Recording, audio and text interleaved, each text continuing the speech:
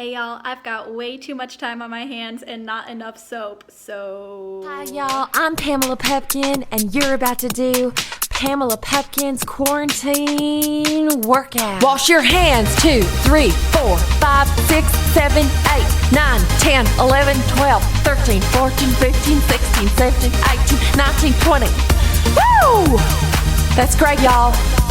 Let's dry those suckers off. Alright, so we are revisiting the Pythagorean theorem again today. Last time we learned how to use the Pythagorean theorem to find missing side lengths. Today we're going to figure out if a triangle is a right triangle using the Pythagorean theorem as a proof. So as you can see up here, I have a triangle. This hypotenuse is 5, this leg is 3, and you can't really see because of the glare, but this leg is 4. So this one is 3, this one is 4, this one is 5. And what I'm going to do is plug these side lengths into the Pythagorean theorem, and if they are equivalent, it is a right triangle. So the first thing I'll do is write down my formula. A squared plus B squared equals C squared. I'm going to say that 3 is my A value, so 3 squared plus, I'll say that 4 is my B value, 4 squared equals, and I'll say that 5 is my C value, 5 squared. So now 3 squared is like saying 3 times 3, which is 9. 4 squared is like saying 4 times 4, which is 16. Equals 5 squared is like saying 5 times 5, which is 25. I'll add up what's on this side of the equation. 9 plus 16 is 25, which is equivalent to 25, which means that this triangle is a right triangle.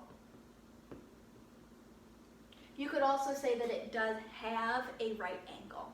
So now I have another example where my hypotenuse is 9, this leg is 2, and this bottom leg is 6, and I want to see if it is a right triangle. So I'm going to start with my formula, A squared plus B squared equals C squared. My A value is 2, so I'll say 2 squared, plus my B value is 6, so I'll say 6 squared, equals my C value is 9, so I'll say 9 squared. 2 squared is like saying 2 times 2, which is 4, plus 6 squared is like saying 6 times 6, which is 36, equals 9 squared is 9 times 9, which is 81. So this ends up saying 40 equals 81. Now, 40 does not equal 81. So this triangle is not a right triangle. Not a right triangle. Not a right triangle. Now, what if they give us 3 values, but they don't draw us a triangle? Well, I know that my hypotenuse is going to be the longest side. But wait a minute, this square root of 10, how do I know if square root of 10 is close to 6 or bigger than 6 or smaller than 6? This is where I'll use my rational approximation. I know that the square root of 10 is somewhere in between the square root of 9 and the square root of 16. Well, the square root of 9 is 3, the square root of 16 is 4, so I know that the square root of 10 is somewhere in between 3 and 4, which is smaller than 6 and it's smaller than 5. So my biggest number is 6, so it's going to be my C value. And I'm going to say that my square root of 10 is my A value and my 5 is my B value.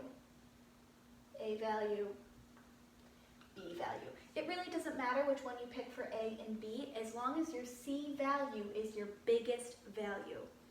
And now I'll plug them into my equation.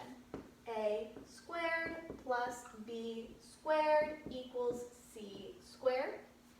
My A squared is the square root of 10, so the square root of 10 squared plus my B value is 5, so 5 squared equals my C value is 6, so 6 squared. Now the square root of 10 squared is going to be 10 because the square root and squaring something are inverse operations that cancel each other out, so this is just 10. Plus 5 squared is like 5 times 5, which is 25, equals 6 squared is like 6 times 6, which is 36.